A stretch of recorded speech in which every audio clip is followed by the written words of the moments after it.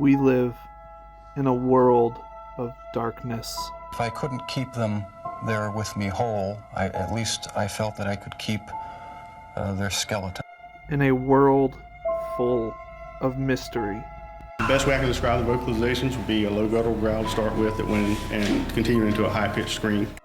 A world of evil. Remorse for what? You people have done everything in the world to me. A world where things really do go bump in the night. It was whiter than my sister and it had big black eyes. Welcome to the podcast where we discuss all of the things that keep you up at night.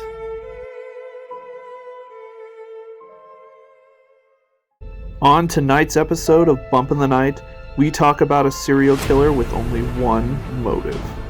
After violently stabbing her heart and a nipple, Chase removed Teresa's internal organs. But in the final act of the killing, he used an empty yogurt pot to drink his victim's blood.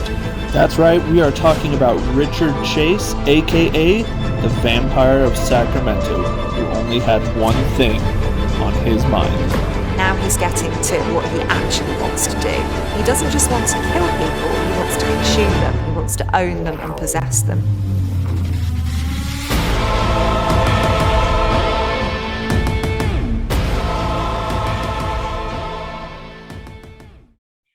That's right, we are talking about Richard Chase, aka the Vampire of Sacramento. But of course, I'm your host, Matt. And I'm Kyla. And like we said, this is Bump in the Night. Hope you guys like the new intro. Real quick, I'm going to make this real quick because I just want to dive into this guy because he's gnarly. But episode 10, woo, we made it 10. Thank you guys for the support. The reviews have been amazing. The 5-star reviews, the comments, loving it. But we would love to see more interaction with people on YouTube, Instagram, and the email. So YouTube is YouTube/Bump of the Night Podcast. Instagram, you can follow us on @Bump of the Night Podcast. And then our email is bumpofthenightpodcast@outlook.com. So please, we love to hear from you guys. Let us know if there's anything you want us to talk about. And I'm really not going to spend a whole lot of time on the housekeeping because I want to dive into this bad boy. And just a trigger warning now. I already warned her and she's still here. This dude is fucking gnarly. So if you don't want to hear about, and I'm doing some nitty gritty bloody details in this one, I'm not holding back. So if you don't like dismemberment, blood, guts, death of children, just wait for the next episode because might not be for you. He's brutal. I actually had not heard of this guy until I started digging in. And again, I was thinking for episode 10, I was going to do one of the, big serial killers, a Ted Bundy, BTK, Dahmer, or something like that. And as I was farting around on there looking at serial killers, this guy popped up. And the more I read and the more I went down the disgustingly disturbing, bloody rabbit hole that is this motherfucker, I couldn't resist. Needed to make episode 10 a big one, and he's gnarly. So hold on to your lunches because you might get a little nauseous. We're gonna dive in. So Richard Trenton Chase was born on May 23rd, 1950, 3 days after me. Oh wow. Way before me, obviously, like 40 years. Yeah. But he was born in Santa Clara, California, not far from where I was born. So when he was 3 years old, the family moved to Sacramento, which would become his hunting ground. A year after they moved, his sister Pamela was born, and as far as I could tell, that was the only sibling he had.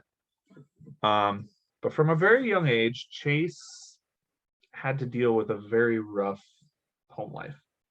So when we look at serial killers, I'm sure you've heard me talk about this with other ones. You generally classify them as nature versus nurture. So nature, it means they're born fucked up. nurture means things in life happen, and they're not always one or the other. Sometimes they're a mix, and this guy's very much a mix.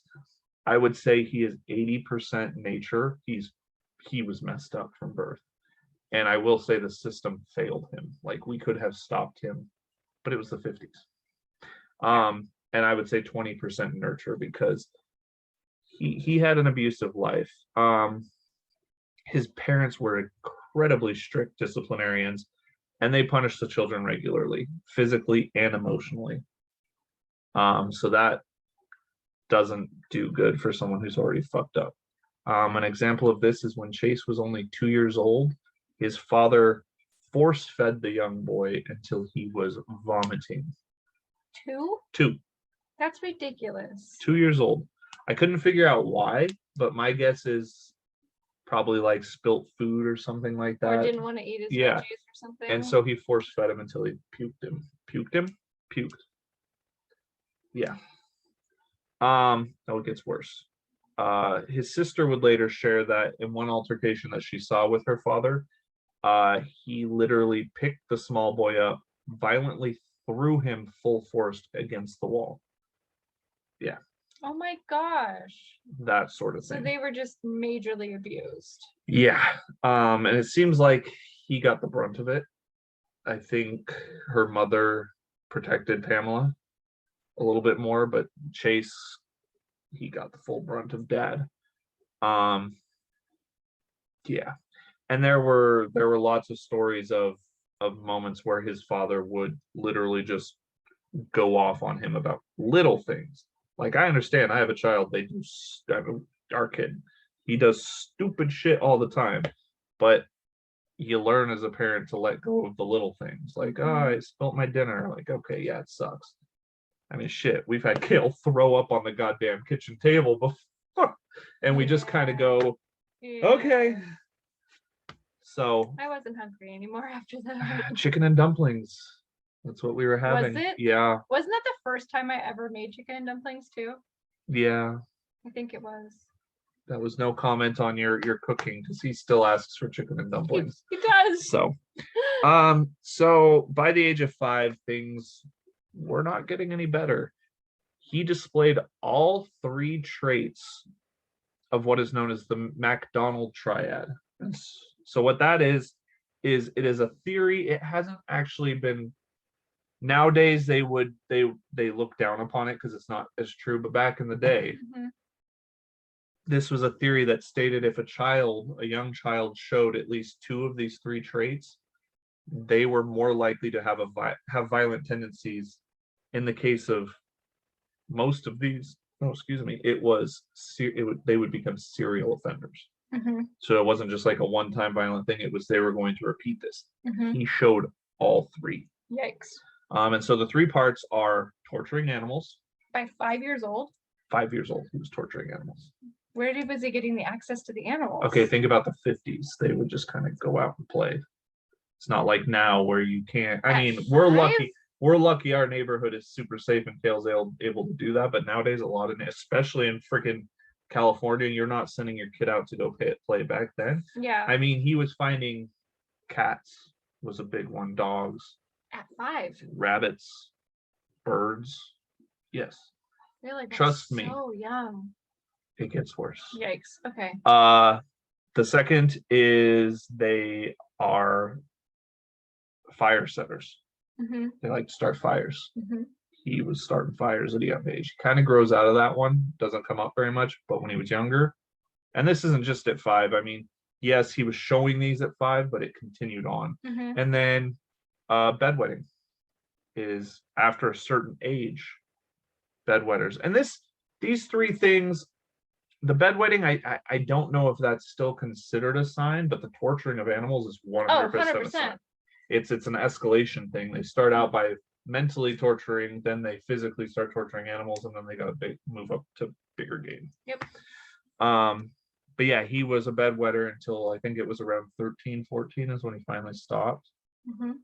But yeah, like I said, he was catching and torturing animals at 10 years old is when he really started stepping it up.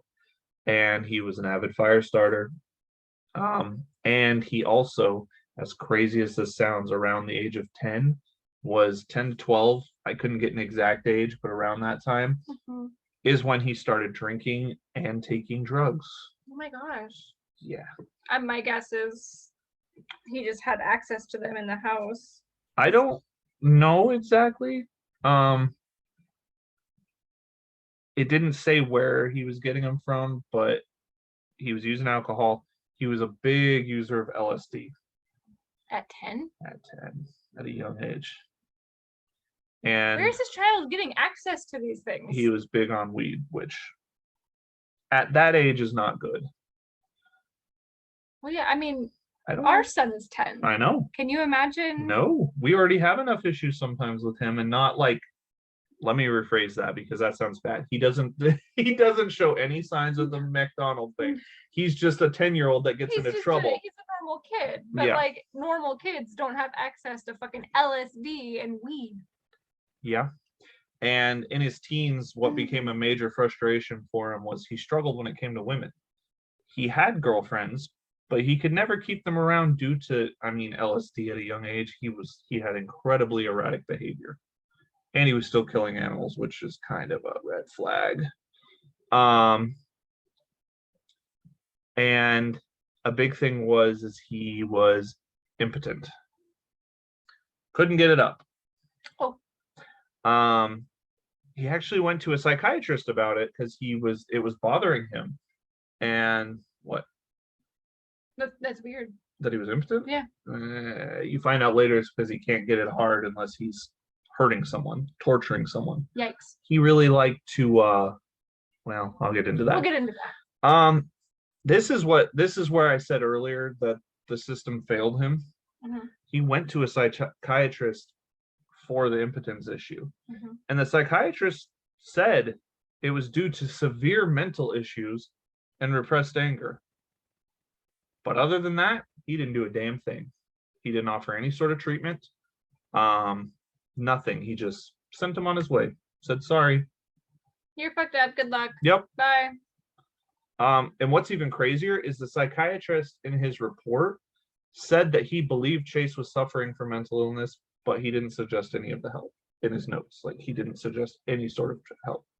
Yeah, so useless. So I would 100% say that a lot of the blood that's gone on is on that guy's hands. Yeah. Because if you had gotten him the help then, we might, and I'm not saying it. And also that's a astronomically shitty psychiatrist. Yeah. Like, why are you even in that industry? I don't, again, 50s, or at this time it's probably in the 60s. Again, but like, what's the point? No, I agree. He failed hardcore. What the fuck? So sadly, without the proper medical help, let's add on to the mental illness, he became an incredibly over-the-top hypochondriac. When I say over the top, he made repeated visits to the ER for various ailments, like ridiculous ailments. One trip he reported, and he was stuck on this throughout his entire life. He reported his pulmonary artery, which is your main artery to the heart, was stolen by someone. That's what I'm saying. Mental illness, hypochondriac, LSD, alcohol. He was severely mentally handicapped because of all of this. When you start taking drugs like that at a young age, you just kind of stop. Yeah. So yeah, how did he think that he was functioning without that artery? He comes up with a way. Oh my God. I'm going to get into that.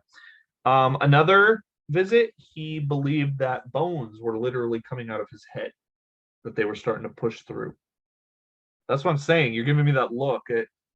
He was unstable.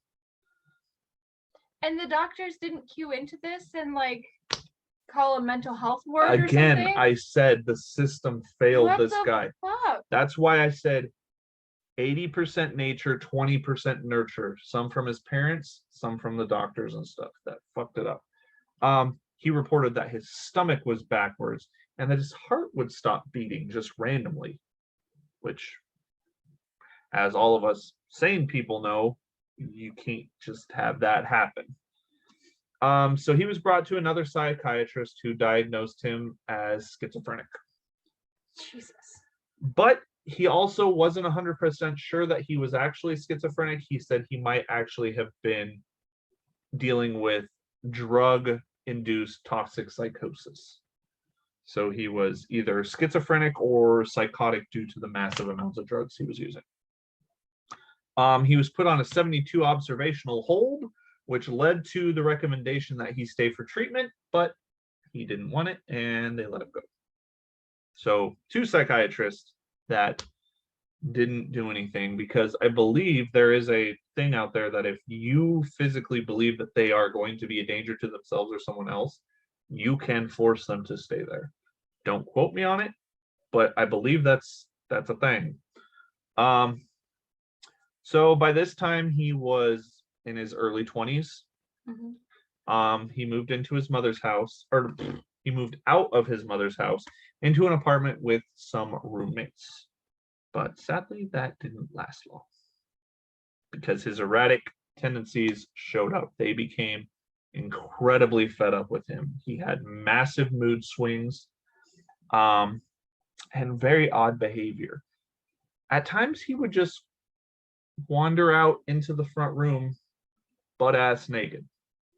Didn't matter who was there. Guests would be over, things like that. No shits given. Just, hey there, here's my balls. Okay. And again, he continued to use alcohol, weed, and LSD, which made him even more fucking crazy. I mean, the weed, I don't think that's going to do a whole lot. You overuse alcohol, yeah, that's going to do it. LSD, though, fuck. That messes you up. That's a hallucinogen. His roommates soon became incredibly fed up with him and told him that he had to move out, which Chase said, fuck you, no, and flat out refused to do it. So they left. He couldn't afford to stay on his own, so at this point he moved in with his mother. But let's bring out the hypochondriac again. By this time his mother and father have divorced. I forgot to say that.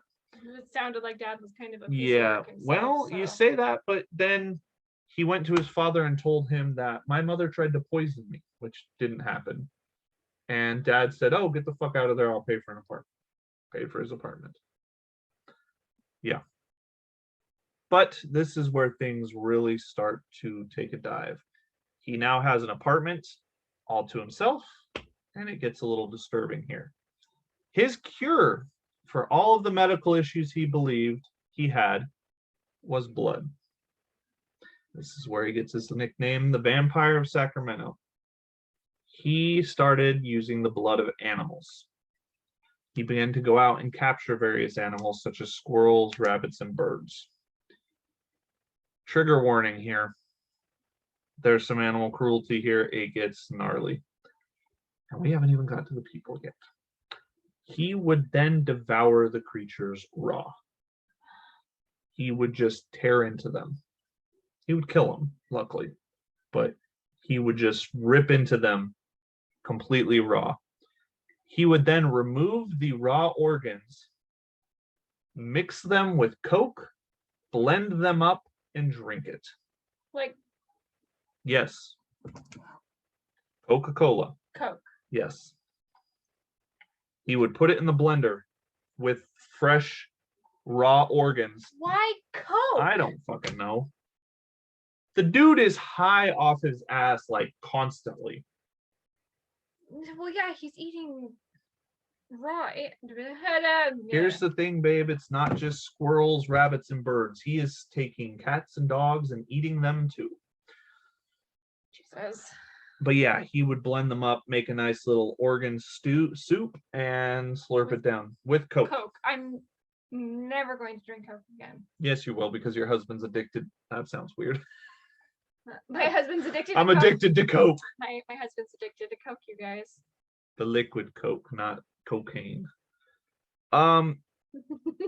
Yeah, I'm gonna get some emails about that. I know, great rehab. We Anyway. finally are gonna get responses and like people commenting and talking to us. Is and stuff, Matt and okay? It's good. Not about me being a skinwalker. Not about me having sympathy for the ghosts. Not any. No, just I know a really good rehab. Coca-Cola, not cocaine. Anyway, he was doing all of this because he believed that if he didn't intake enough blood, his heart would shrink until it completely disappeared from his body. It's like opposite of the Grinch. Yes. Gotcha. It grew 3 sizes that day. It shrunk 3 sizes. His next visit to the hospital was when he was hospitalized with horrible blood poisoning. Duh. Well, no, it gets worse because he wasn't just drinking it. To treat his imaginary heart issue, he had started taking blood from a rabbit and injecting it into his veins. So yeah, he had blood poisoning. No shit. I don't know. Where is he getting these needles? Where is he? How is he doing this? I mean, you can go buy needles. Can you? Yeah. Why is that legal? Why are we able to do that? You can go buy syringes for like medical purposes.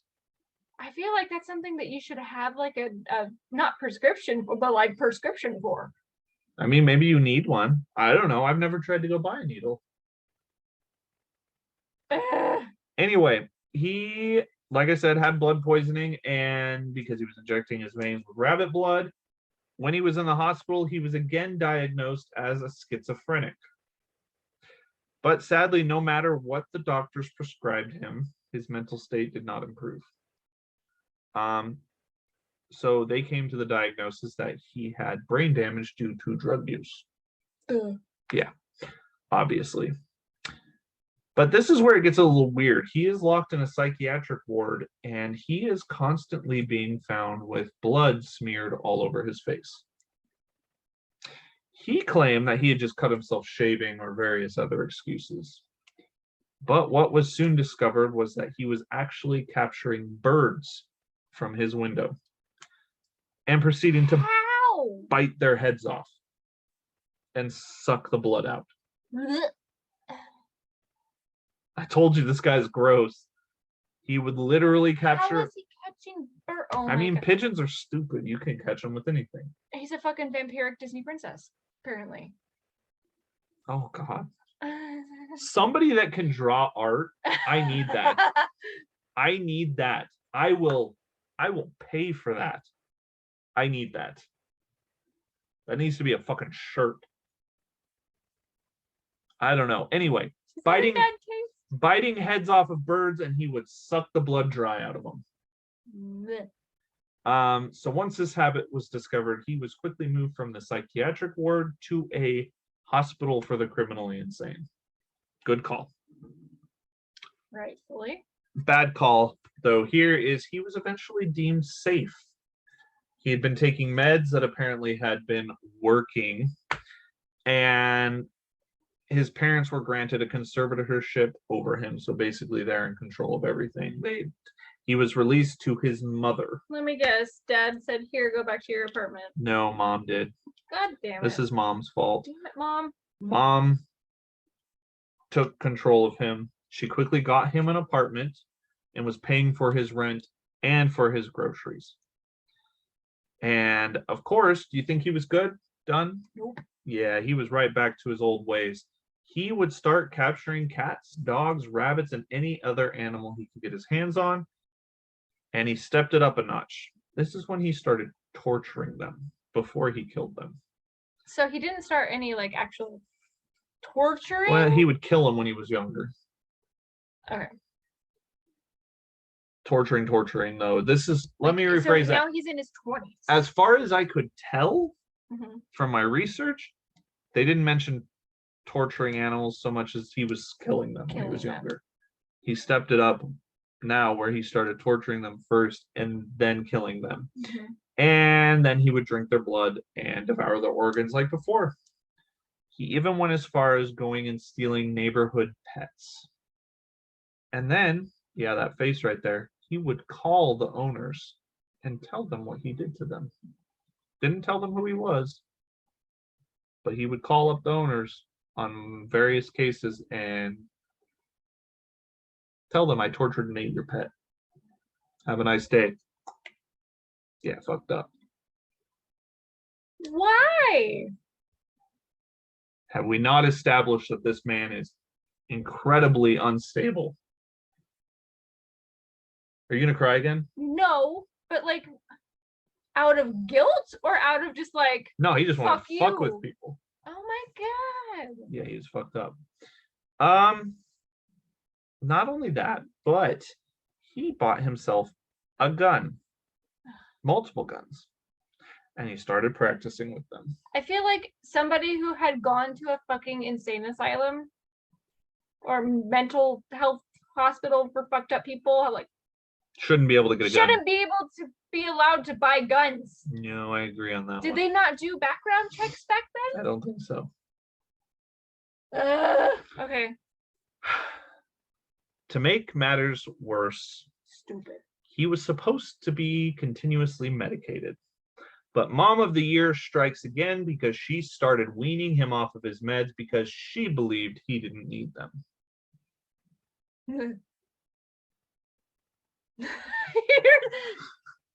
You're smiling because we're thinking the same thing. We're not going to talk about it, but we're thinking the same thing. Don't worry about it. After a year of the being under the conservatorship, it finally ended, and neither of his parents made a move to renew it. So he was on his own to do whatever the hell he wanted.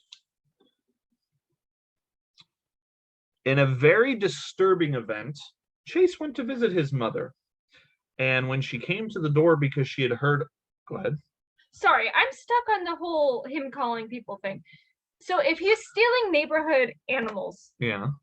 and multiple people in the neighborhood are starting to get phone calls and stuff, don't you think that like it would be talked about and kind of known? And then also like them putting two and two together, learning that he that lived in an asylum is also living in that area with them. Okay, Wouldn't they like ding ding ding? Think about this though, different times. It's not like there were Facebook or No, MySpace but or it's whatever. the 50s. They the I mean, it wasn't the housewives. 50s anymore. It was by this time we're looking at 70s. We're in the 70s by now. That's just stupid. Anyway, I'm sorry. I'm stuck on that. No, How did it's very fucked up, and I don't know it. They didn't have tracing back then, or very limited tracing. yeah.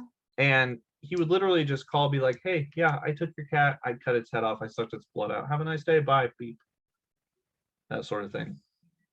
Still though, I mean, it blows my mind that this person has even gotten to this point. The system failed. His parents failed him. The system failed him. Those psychiatrists failed him. The hospitals. Yeah, no, it could have been avoided. But let's talk about the lovely event that happened. His mother heard a noise when her son was coming to visit. She opened the door to see her son with a dead cat in his hands. He threw the cat on the ground and tore into it, drinking the blood and smearing it all over his face and neck in front of his mother. Do you think Mommy Dearest reported him? Mother of the Year. She did not.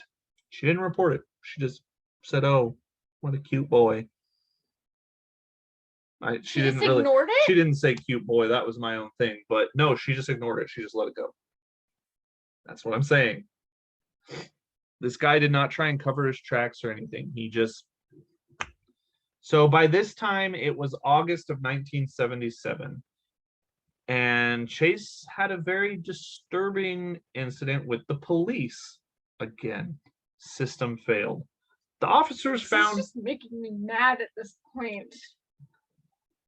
Just wait. We haven't even got to the people yet. This is all just background. The officers found Chase's Ford Ranchero stuck in some sand near an area called Pyramid Lake. 2 rifles, so guns, were found laying in the seat with some men's clothing. They found blood smears in various areas of the car. Even worse, in a white bucket in the back of the truck. And remember the bucket. I don't like the bucket. It was filled with blood, and there was a liver floating inside of it.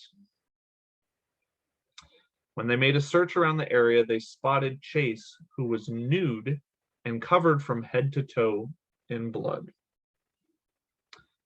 When they approached him, he tried to escape and they caught his ass. He claimed the blood covering his body was his own and that it was literally just seeping out of him. Again, it's the hypochondriac. He thinks he's got this obsession with his heart and with his blood. He thinks he's running out of it. They do a DNA sample later where they draw blood and he freaks the fuck out because he thinks he has a limited amount of blood.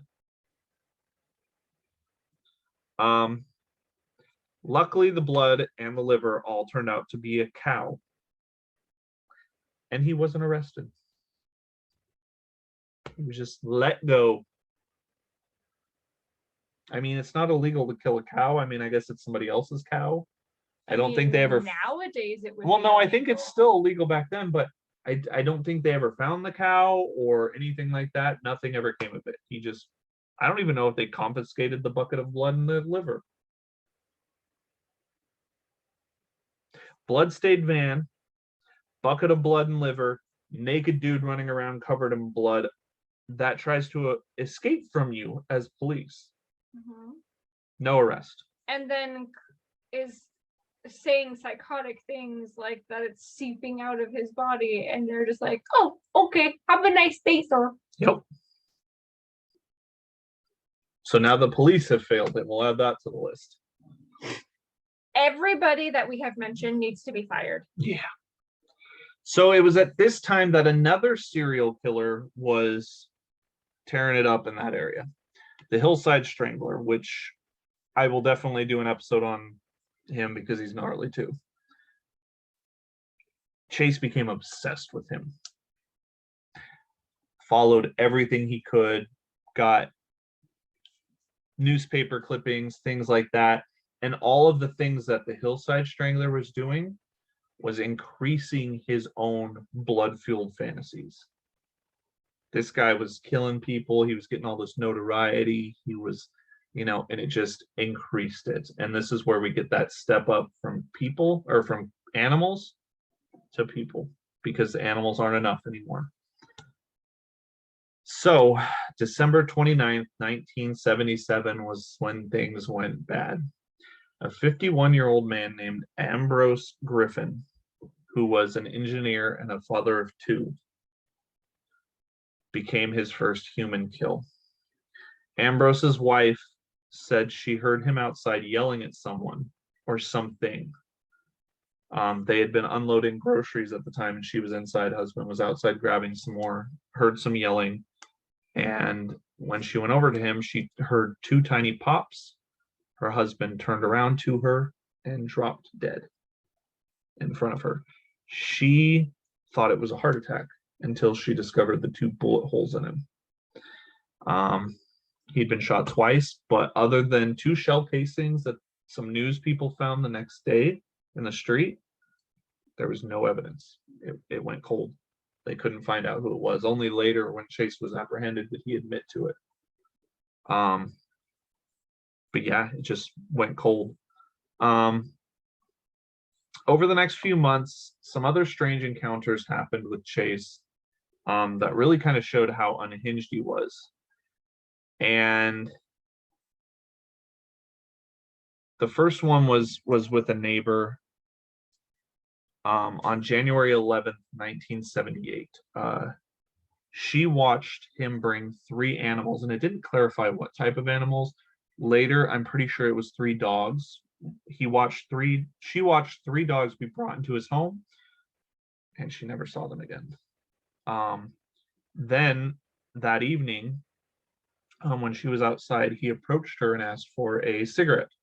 She gave him one, and then she tried to walk away, and he blocked her path and wouldn't let her go, and was being very awkward and being very weird. And finally, she offered to give him the whole pack, and he let her go. So that's shady. I think he was contemplating getting her. But the next incident, and this is when he really steps it up, was on January 23rd, 1978. So about a month, or no, that was only a week or two after running into the neighbor. Robert, oh man, when I was typing up my notes, I wrote the wrong thing. Robert Edwards. I went Robert and Edward. It wasn't that. Robert Edwards was bringing, and his wife were bringing the groceries in when they heard a noise from the inside. When they started coming in there, whoever was inside heard them and ran, escaping through an open window in the back. As they were trying to figure it out, they started going outside, and a disheveled young man came around the corner. Edwards tried to stop, the husband tried to stop him, but he sprinted away. When the police arrived, they found the home in shambles with quite a few valuables missing. But when I say he was coming unhinged, there was freshly laundered baby clothes for their newborn. He had urinated all over them. And then to step it up, he had also taken a shit inside of the baby's crib. So Now, he broke into their home, stole stuff, and and then just decided, I'm gonna fuck with them. The violation there, when he pisses and shits, is another level. Like, would you ever want your baby in that room again? No. Yeah. It doesn't make any sense, but that was not the end of his. So that wasn't even him like killing somebody. That was just him being Fucked up. Yeah, well, that wasn't even the end of the day's horrors. Later, after being apprehended by Chase, or after Chase was apprehended, so they found him? Later. This is back when he finally gets caught. Oh, sorry. I was This confused. I'm trying to, this is a little bit, this leads to the next victims. And so when he was apprehended later, he was asked how he chose his victims. And he stated simply he would go up to a house and try the doors. If it was locked, then he knew he wasn't supposed to be in there. The way he put it was, if the door was locked, that means you're not welcome. So he knew right from wrong. So remember that, because they try and get an insanity plea later. He fucking knew. Sadly, after he escaped the break-in earlier, he continued to another home, and he found the door to be unlocked. It was there that he encountered 3-month pregnant 22-year-old Teresa Wallen. Actually, real quick, trigger warning here. It's about to get real dark. And when I say real dark, I mean real dark. He ran into her as she was taking the garbage out. She dropped the bag, and he raised the gun he had with him and shot her twice. The first bullet was, she had raised her hand in a defensive position. The bullet entered her palm and exited through her elbow. So it was clearly a defensive one. The second one went through the top of her skull. Chase then knelt over the body and put another bullet in her temple. He then dragged her body to the bedroom, leaving a trail of blood in his wake. He then retrieved a knife from the kitchen and an empty yogurt container from the dropped garbage bag. David Wallen came home around 6 that night to an absolute nightmare. The home was dark when he entered, and he found his dog was inside, but there was no signs of his wife. He saw what he thought was, for some reason, motor stains on the ground and followed them to the bedroom. I'm going to say it again, trigger warning. This is the worst part of it. If you don't want to hear about this, skip about a minute ahead. That's where he found his wife. She lay just inside the door on her back. Her sweater was pulled up over her breast, and her pants and underwear were down around her ankles. Her knees were splayed open in the position of a sexual assault, so she was spread eagle. Her left nipple was carved off, and her torso was cut open below the sternum. Her spleen and intestines were pulled out. Chase had stabbed her repeatedly in the lungs, liver, diaphragm, and left breast. He had cut out her kidneys and severed her pancreas in two. He then placed the kidneys back inside her. There was blood in the bathroom, and it was later learned that Chase had smeared her blood all over his face and hands, licking it off his fingers. And the discarded yogurt container near her body was also blood-stained. He had used that to scoop up her blood and drink it. His most heinous act, though, was he went and got dog feces and stuffed her mouth and throat with it. There were very odd rings of blood around the body as well that looked like the bottom of a bucket. So that one was gnarly. I feel so sorry for, as a husband, I can't fucking imagine. Like, if we caught the guy that did that to you, I'd be in jail. I'd fucking kill him. I mean, I would too, honestly. And she was pregnant. So he lost his wife and his baby. And he literally had to see her gutted and raped on the floor coming home from a day at work. Jesus. Like I said, this is a rough one, and it's not done. So on January 27th, so this was 4 days later, would bring a lot of violence. 38-year-old Evelyn Miroth was babysitting her 20-month-old nephew. Her friend, 51-year-old Daniel Meredith, was there with her as well, and so was her 6-year-old son, Jason. So how everything kind of got kicked off was Jason was supposed to be heading to a friend's house just like down the road, and he never showed up. The friend got worried.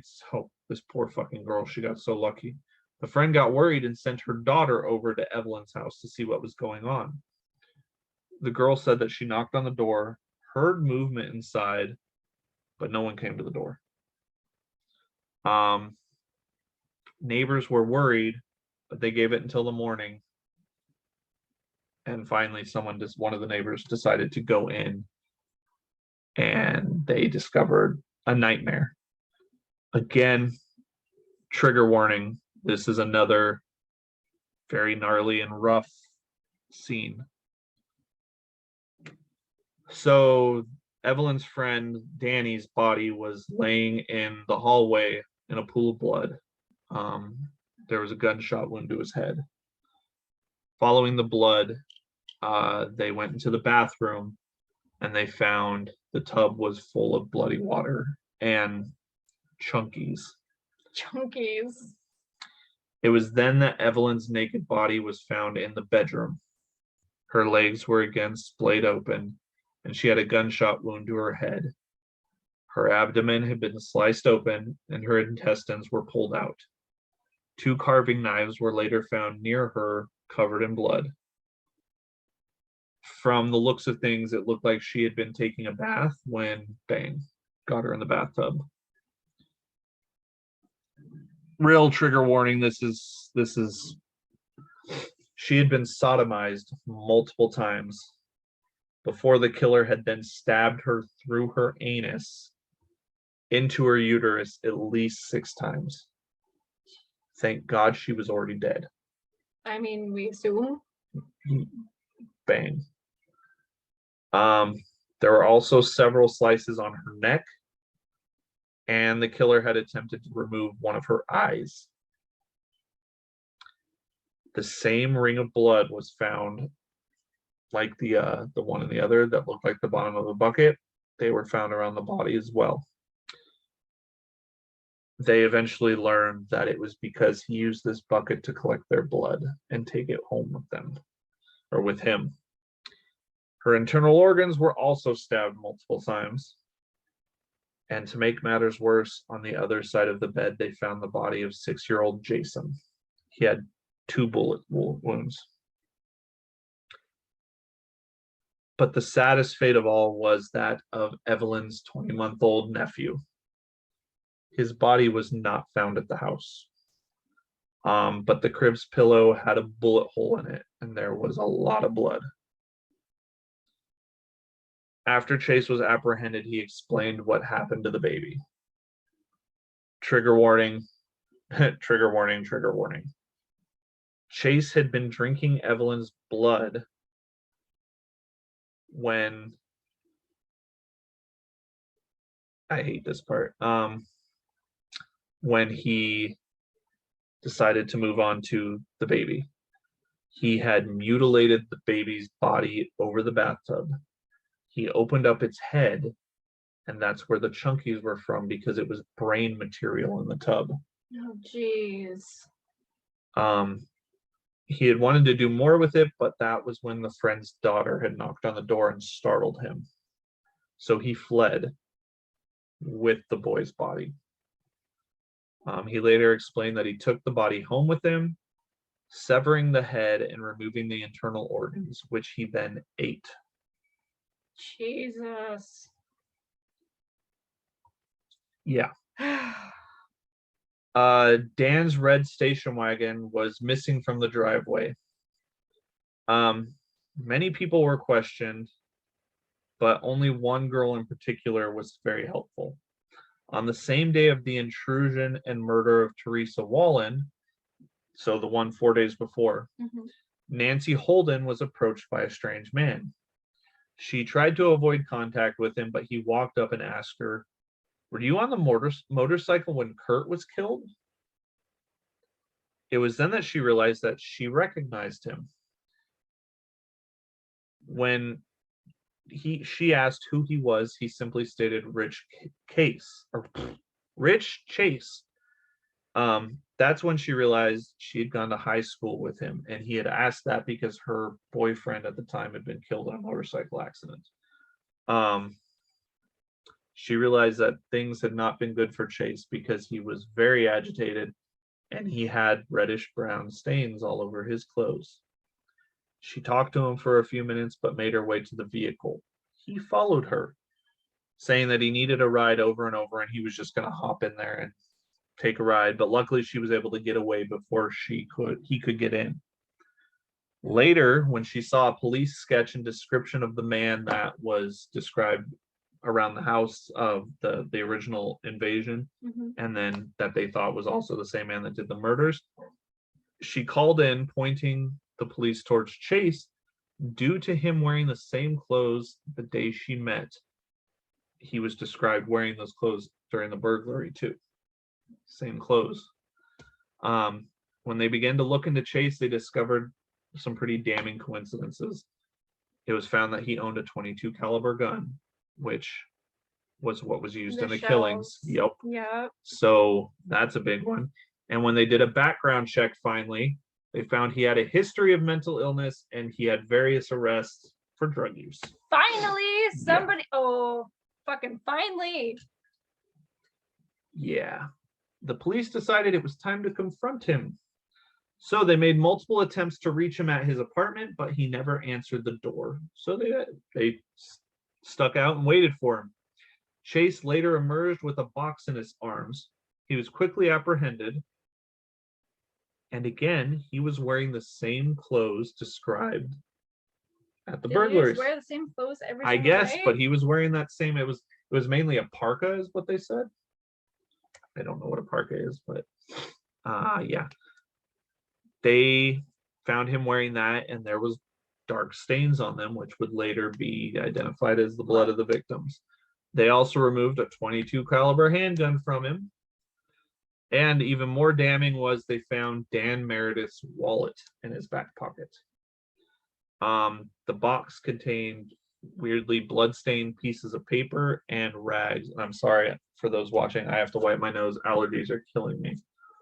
I hate allergies. So Chase was brought to the station and interrogated. But as hard as they tried, they could only get him to confess to killing some dogs. He refused to talk about the murders. And it was during this time that they started investigating his apartment. This isn't on the same level as Jeffrey Dahmer, but it's pretty fucking bad. I can imagine.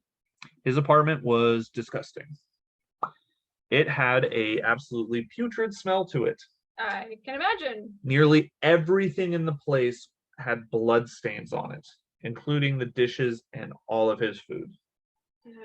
The kitchen was an absolute nightmare. Small pieces of bone were found, which was later identified as a mixture of different animals. Dog, cat, all of that. There were also dishes in the fridge with various body parts from these animals in it. But one of them had a container full of human brains in it.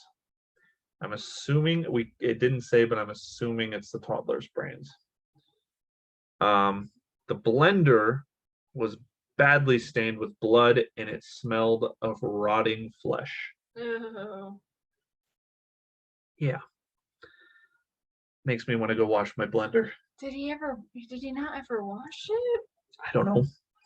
It smelled like rotting flesh. 3 pet collars were found, but no animals. Not only that, but over. I mean, they did find him. Fluffy was in the fridge. Yeah. Jesus. They found overlays from science books that laid out like the placement and stuff of human organs laid out on his table. As well as newspaper ads that were selling dogs, which he had certain ones circled. There was, I didn't add it to this, but there was a lady that reported him when they started looking because he had come and bought 2 puppies from her. Yeah. A calendar was found that had the day of both of the murders written or circled.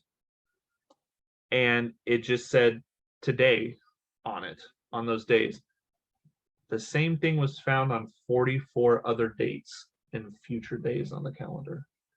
So he had it planned out. He was planning to do more shit. Jesus. And like he said, he didn't plan he was a very disorganized killer. So he didn't pick a person, he picked a day and looked for A house that was doors. unlocked. Yep. Wow. Lock Lock your doors, kids. Yeah. I locked our door before I came up here because I knew all of this. And I'm like, nope. Yeah. Good job. So another thing, nature versus nurture, but they also describe serial killers as organized or disorganized. Organized is kind of like, I would say, premeditated. Yeah, like Ted Bundy, who like wore a cast to try and lure girls and stuff. That's very organized. This guy, No. nope. He just picked off what he could. Ramirez, the Night Strangler, very unorganized. He just came upon someone, he'd kill him. That sort of thing, which I will cover both of them later. I hate serial killers. This sounds weird. I love serial killers. I don't love what they do and stuff. I find how their brain works absolutely fascinating. I find it terrifying. It's horrible. And because I can't even fathom it. No, I don't and that's what makes it so interesting to me is I can't get into that mindset. You have asked me to help you like put a band-aid on your finger when you sliced your finger open, you remember? Yeah. And I felt so guilty just putting a band-aid on and helping you because I was hurting you. Just that tiny bit. I felt so guilty, let alone killing someone. Yeah. Zara keeps trying to get in. Yeah. But yeah. But out of all those grisly discoveries, there was still one thing that was not found. The kidnapped baby. At this point, he was presumed dead. And crazy enough, it wouldn't be until 2 months later on March 24th that a church janitor will find a box with a small boy's body in it. The police were obviously called immediately, and when they arrived, they recognized the clothing. It was the missing boy from the Miroth home. The baby had been decapitated, and the head lay underneath the torso, which was partially mummified because it had been decomposing. A body that big, it's starting to decompose. A hole in the center of the head indicated the child had been shot. So, this sounds awful, but thank God he was shot before what this fucking monster did to him. Yeah. I mean, it sounds like most of his, if not all of his victims, I mean, he were was horribly mutilated, but they didn't necessarily suffer. Yeah, well, here's the thing, he's picky. It's He weird. killed the first lady because she was just there. Left the dog alone though. Yeah. Second house, he killed Dan. He was just in the way. Mhm. He got rid of him and went for what he really wanted. Same with Jason. Jason was in the way. He left Jason alone. Mhm. Killed the boy, left him alone. Mhm. He wanted the baby and he wanted the woman. Mhm. And that's what he got. He also was a necrophiliac. Mhm. Obviously. The only way he could get it up was for someone that was dead that he had hurt. Very, very disturbingly specific. As crazy as it is, most serial killers, once you figure out their pattern, are incredibly predictable. Mhm. Luckily, he didn't get to do anymore. Good. He had been arrested at They this point. finally fucking did something. 4 people had to die. Wait, No. 5. One. The guy he shot earlier, Teresa, and then Dan, Evelyn, Jason, baby 6. Yes. Which they actually consider him a mass murderer because he killed 5 of them in one sitting. No, 4 of them in one sitting. Anyway, the child had been shot. There were also severe stab wounds to the entire body, and several of the ribs were broken. And beneath the body was a ring of keys that fit Dan Meredith's now impounded vehicle, the one that he had stolen. Sorry, I stole this, but you can have the keys back. Well, no, he put him in with the body. So, like I said, this motherfucker was caught. On January 2nd, 1979, Richard Chase's trial would start. He was charged with 6 counts of murder. Of course, the fucking defense attorney tried to get a fucking insanity plea. But the prosecution fought very hard to prove that Chase knew what he was doing. The fact that he had been aware enough at these houses to bring gloves, he had planned it. He knew what he was fucking gonna do. Chase then took the stand in his own defense. At this time, and I'll have to post a picture of him on trial, he looked awful. He had dropped down from a healthy weight to 107 pounds.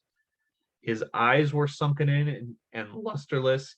He claimed, and his claim when he was on the stand was he had been semi-conscious during the Wallen murder, which was the first one, or technically the second one, the pregnant lady. Mm-hmm. And he blamed all of this on the mistreatment that he had had in his life, which is stupid. So many people are abused in their lives and can turn around and go on and live very successful lives. You just can't let your past define you. He admitted to drinking Wallen's blood, so he knew that happened. But he didn't recall much about the second series of murder. But he knew that he had shot the baby in the head and decapitated it, leaving it in a bucket in the hopes of getting more blood out of it. So, yeah, he thought the baby was something else, but did not elaborate. That shows, I don't know if he was doing that to try and prove the insanity plea, and they didn't give any info. And obviously it said he didn't elaborate. So, but he thought the baby was, I don't know. This guy's fucking insane. Yeah. He really was a product of abuse, fucking large amounts of drugs. Yeah. And I think he was just born fucked up. Yeah. Predisposition. The hypochondria didn't help either. Like, Yeah. if anybody, so here's the thing, if anybody could have, I don't understand how the insanity plea is used, because this guy was fucking insane, but he knew what he was doing. Yeah. He knew right from wrong, and he planned it. Again, gloves. Yeah.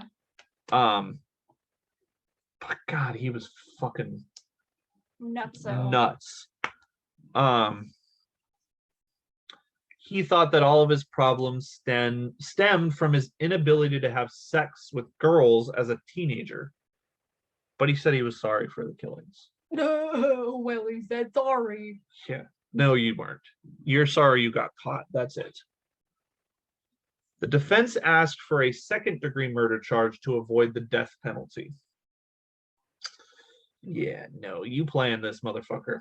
You may not have planned exactly who you were going to kill, but you planned on killing someone. That calendar gives that away. Well, and even more premeditated. Yeah. Like, The calendar proved that.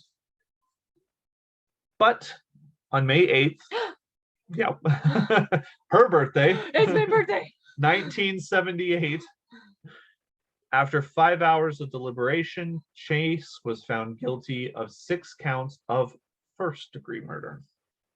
So do you know the difference between first and second-degree murder? No. Second-degree murder is essentially there was no planning. You just did it. First-degree murder, you planned to do it. Right. He planned to fucking do it. He didn't plan who to do it to, but he planned to do it. Yes.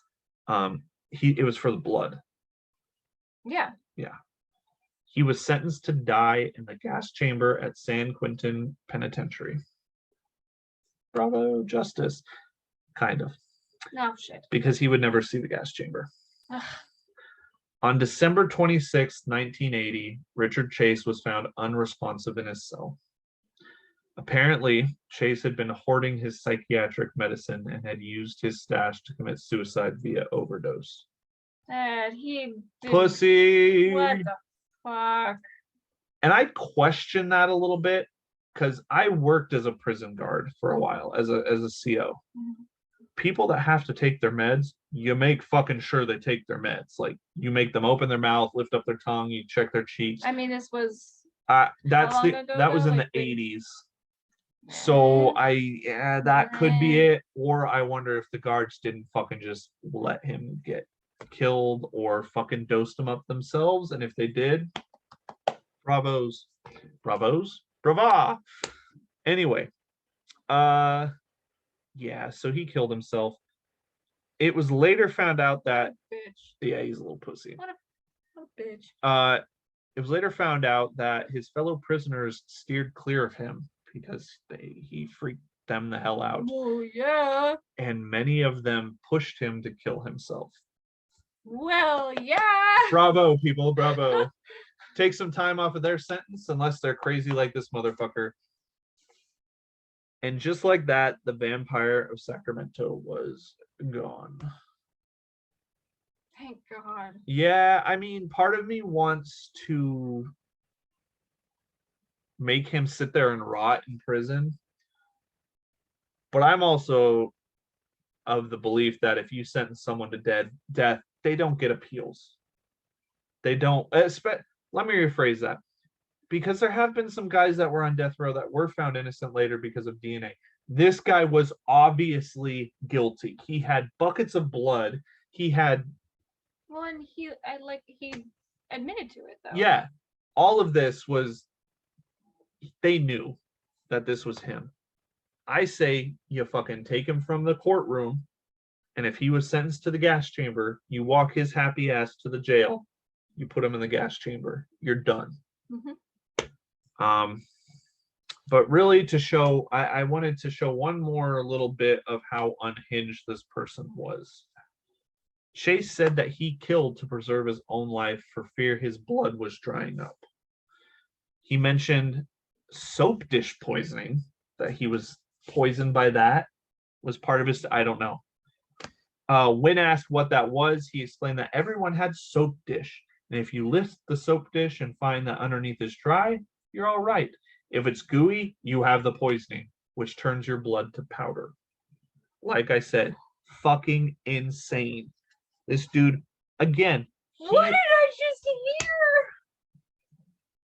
we're good. I checked after reading this. Our dish soap is fucking perfect, so we're fine. Thank God. I'm not joking. I did go check just because I'm like, I'm making sure. Oh, we're good. I don't know. God damn it. Okay. The powder then depletes your energy and eats away at your body. Well, that's not how the body works. If your blood if your blood turned to dust, you dead. That's why he's trying to replace it with other blood, babe. Yeah. Chase also said that he was Jewish, which he was not, and that he had been persecuted by Nazis because he had a Star of David on his forehead, which he didn't. Hold on. He explained that Nazis were connected to the UFOs, which had telepathically commanded him to kill to replenish his blood. These UFOs followed him around, and the FBI should be able to pinpoint them by putting a radar on him. He then shoved a cup. I don't know what the hell that is.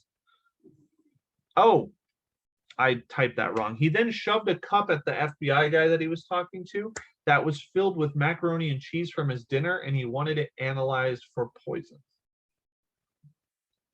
He was absolutely a nutcase. Do you think that he was overreacting and like trying to make them think that he was crazy so that they didn't kill him? This was after his I don't, maybe, because you can do an appeal. Was he trying to go for that maybe? Just from his record, I 100% believe that he believed all this shit. Either way, he was a truly insane piece of shit, and I hope his overdose hurt like hell. Good fucking riddance. Wow. I told you it was a doozy. Yeah, wow. He was insane, and that's why I couldn't, like, I was really gonna do one of the big guys. How did he get through? Oh, because mom was paying for his rent and his groceries. Yep. I was gonna say, did he this motherfucker work? No. This guy was, again, he was born fucked up. Okay. His parents were abusive. Psychiatrists just ignored the issues. Doctors ignored the issues. The doctors ignored the issues. Cops ignored the issues. It took him going on a fucking killing, and not just, he did some fucked up things. The only thing that makes, him a tiny bit better than like Ted Bundy or fucking Jeffrey Dahmer is those people were still alive when they tortured him. At least he fucking killed them. Yeah. I mean, if something like that's going to happen to my body, I don't want to be there for it.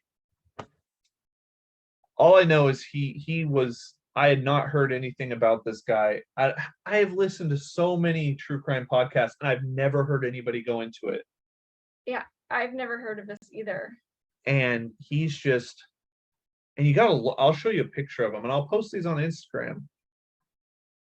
He looks like a fucking vampire. Well, I mean, if 90%, did he eat normal things? His mom was buying him groceries, so I'm assuming he mixed the two. Yeah, but like when probably a good half of your diet is blood and like.